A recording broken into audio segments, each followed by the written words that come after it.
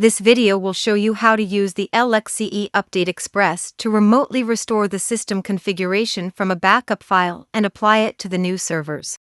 Launch the UpdateXpress with administrator privileges. In the Welcome window, click Next. In the Target Server window, select Manage the Remote Server. Input the BMC login credentials of the target server, BMC IP address, username, password, and port number. Click Next. In the Task window, select Restore System Configuration.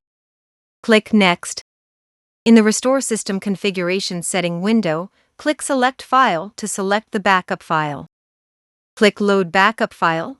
Select one or more target items to restore.